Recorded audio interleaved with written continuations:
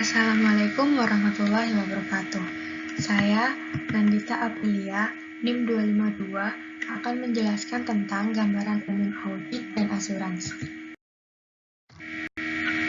Yang pertama adalah audit dan keterlibatan jaminan, yaitu perikatan yang dilakukan oleh auditor atau konsultan yang memiliki tujuan untuk memperoleh bukti yang cukup dan tepat untuk menyatakan kesimpulan guna meningkatkan tingkat keyakinan pengguna yang dituju. Di sini terdapat 3 hal. Yang pertama, praktisi jaminan, yaitu auditor yang bekerja dalam praktik publik yang memberikan asuransi atas laporan keuangan perusahaan publik. Yang kedua adalah pengguna yang dituju, yaitu orang-orang yang laporannya disiapkan oleh penyedia jaminan, misalnya pemegang saham. Dan yang terakhir adalah pihak yang bertanggung jawab, yaitu orang atau organisasi, misalnya perusahaan, yang bertanggung jawab atas penyusunan materi pelajaran, contohnya seperti laporan keuangan. Selanjutnya adalah perbedaan asuransi dan jasa, yaitu audit laporan keuangan, yang dimana memiliki fungsi memberikan keyakinan memadai tentang apakah laporan keuangan disusun dalam semua hal yang material sesuai dengan kerangka pelaporan keuangan serta dengan benar dan adil. Nah, di sini pandangan yang benar dan adil sendiri mengacu pada penerapan standar akuntansi yang konsisten dan tepat sesuai dengan kerangka pelaporan keuangan. Namun, jika kepatuhan terhadap standar akuntansi tidak memberikan pandangan yang benar dan adil, perusahaan harus memberikan informasi tambahan dalam catatan atas laporan keuangan.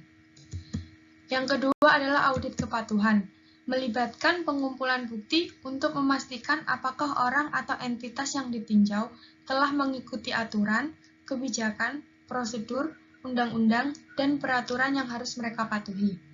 Contohnya, perusahaan mungkin memiliki kebijakan dan prosedur untuk mempekerjakan staf baru. Dalam kasus tersebut, auditor internal organisasi dapat dipanggil untuk memeriksa apakah karyawan mengikuti proses yang ditentukan dengan tepat. Yang ketiga, audit kinerja. Audit kinerja ini konsentrasi terhadap penilaian ekonomi, efisiensi, dan efektivitas operasi organisasi, yang dimana ekonomi sendiri lebih mengacu pada biaya input, termasuk upah dan material. Efisiensi mengacu pada hubungan antara input dan output, atau penggunaan jumlah minimum input untuk mencapai output tertentu. Sedangkan efektivitas mengacu pada pencapaian tujuan tertentu atau produksi tingkat keluaran tertentu. Yang keempat adalah audit komprehensif, yaitu suatu audit yang mencakup berbagai audit dan aktivitas terkait audit, seperti audit laporan keuangan, audit kinerja, dan audit kepatuhan. Nah, audit komprehensif ini paling sering terjadi di sektor publik. Yang kelima adalah audit internal, yaitu layanan dalam suatu entitas yang secara umum mengevaluasi dan meningkatkan manajemen risiko, prosedur pengendalian internal, dan elemen proses tata kelola. Fungsi audit internal ditentukan oleh pihak yang bertanggung jawab atas tata kelola dan manajemen dalam suatu organisasi. Nah, umumnya itu dewan direksi dan manajemen suatu entitas. Yang keenam adalah jaminan tanggung jawab sosial perusahaan. Mencakup berbagai aktivitas yang dilakukan secara sukarela oleh perusahaan. Pengungkapan CSR mencakup pelaporan lingkungan, karyawan, dan sosial. Pengungkapan CSR saat ini dilakukan oleh auditor atau perusahaan non-audit yang memberikan layanan jaminan. Untuk perbedaan tingkat jaminan sendiri ada 3. Yang pertama, jaminan wajar, yaitu memiliki tujuan mengumpulkan bukti yang cukup untuk membentuk ekspresi positif dari suatu opini tentang kebenaran dan kewajaran informasi. Misalnya, auditor berada dalam posisi untuk mengatakan apakah menurut pendapatnya laporan keuangan sesuai dengan hukum dan standar akuntansi yang relevan dan memberikan pandangan yang benar dan wajar tentang posisi keuangan entitas pelapor. Yang kedua adalah jaminan terbatas, memiliki tujuan mengumpulkan bukti yang cukup untuk membentuk pernyataan pendapat negatif tentang keandalan informasi yang dijamin.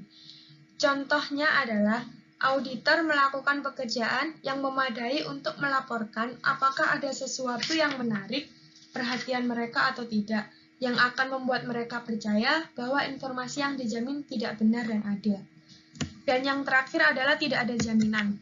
Ketika seorang auditor menyelesaikan serangkaian tugas yang diminta oleh klien mereka, dan mereka melaporkan secara faktual hasil pekerjaan itu.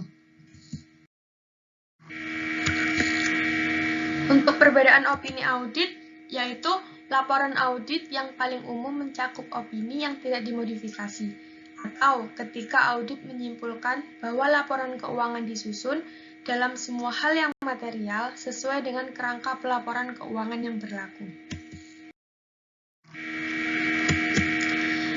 Penyusun dan auditor. Yang pertama yaitu ada tanggung jawab penyusun. Untuk memastikan bahwa informasi yang terkandung dalam laporan keuangan mereka itu relevan, andal, dapat dibandingkan, dapat dimengerti, serta benar dan adil. Nah, untuk relevan sendiri yaitu laporan keuangan harus relevan dengan pengguna laporan tersebut. Andal, yaitu ketika laporan keuangan harus dapat diandalkan oleh pengguna laporan.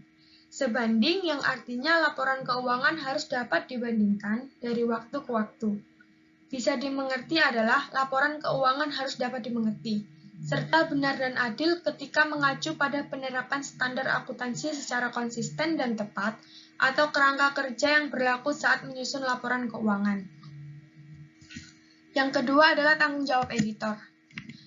Saat melakukan audit, auditor harus menggunakan beberapa hal. Yang pertama, skeptisisme profesional, yaitu sikap yang dianut auditor saat melakukan audit.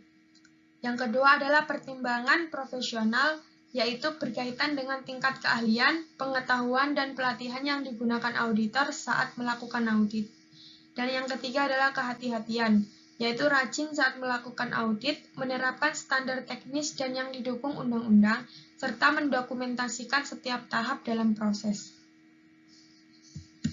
Yang ketiga adalah penyedia jaminan, yaitu jasa jaminan disediakan oleh perusahaan akuntansi dan konsultan lainnya. Nah, kantor akuntan terbesar di Australia dikenal secara kolektif sebagai Big Four atau tingkat pertama, yang dimana terdiri dari Deloitte, EY, KPMG, dan PwC.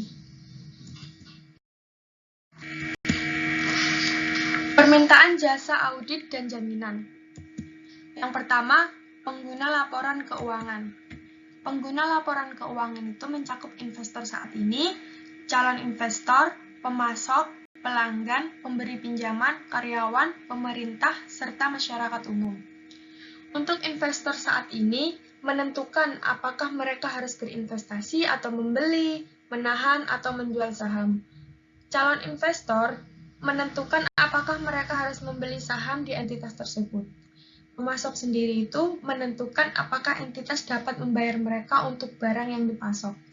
Pelanggan untuk menentukan apakah entitas kemungkinan akan tetap bertahan jika pelanggan mengandalkan entitas untuk bisnis mereka. Pemberi pinjaman, yaitu untuk menentukan apakah entitas dapat membayar bunga dan pokok pinjaman mereka pada saat dan saat jatuh tempo. Karyawan untuk menentukan apakah entitas dapat membayar upah atau gaji dan hak lainnya, contohnya pembayaran hari libur. Pemerintah menentukan apakah entitas tersebut mematuhi peraturan, serta masyarakat umum yaitu untuk mendapatkan pemahaman yang lebih baik tentang entitas. Yang kedua adalah sumber permintaan jasa audit dan jaminan. Ada sejumlah alasan mengapa beberapa atau semua pengguna ini akan menuntut audit atas laporan keuangan seperti keterpencilan, kompleksitas, intensif, dan keandalan yang bersaing. Keterpencilan sendiri yaitu tidak memiliki akses ke entitas yang sedang ditinjau. Kompleksitas yaitu tidak memiliki pengetahuan akuntansi dan hukum. Intensif bersaing yaitu mengungkapkan informasi yang terkandung dalam laporan keuangan dengan cara yang mereka bantu mencapai tujuan mereka sendiri. Keandalan sendiri yaitu sangat penting bagi pengguna. untuk dapat mengandalkan fakta yang terkandung dalam laporan keuangan. Yang ketiga, kerangka teoretis. 3 kerangka teoretis yang telah digunakan untuk menjelaskan mengapa audit terjadi sebelum peraturan adalah: yang pertama, teori agensi, hipotesis informasi, dan hipotesis asuransi. Teori agensi sendiri yaitu ketika seorang individu adalah pemilik manajer bisnis mereka sendiri, tidak ada intensif yang bersaing. Untuk hipotesis informasi, memerlukan akses ke informasi berkualitas tinggi untuk membentuk sebuah keputusan. Hipotesis asuransi, yang dimana menurut hipotesis asuransi ini, audit adalah salah satu cara bagi investor untuk memastikan setidaknya sebagian dari kerugian mereka jika perusahaan tempat mereka berinvestasi itu gagal. Yang terakhir adalah permintaan dalam pengaturan sukarela. Menjadi lebih umum bagi perusahaan untuk secara sukarela mengungkapkan informasi CSR dalam laporan tahunan mereka, di situs web mereka, dan dalam laporan terpisah yang berdiri sendiri. Selanjutnya ada peran regulator dan regulasi. Yang pertama, regulator, yang terdiri dari Dewan Pelaporan Keuangan, Dewan Standar Audit dan Assurance, Dewan Standar Profesional dan Etika, Komisi Sekuritas dan Investasi Australia, Bursa Sekuritas Australia, Perusahaan Auditor dan Dewan Disiplin Likuidator, Chartered Accountant Australia and New Zealand, CPA Australia. Regulasi sendiri yaitu standar audit dan pernyataan, Undang-Undang Korporasi, dan CLARP 9.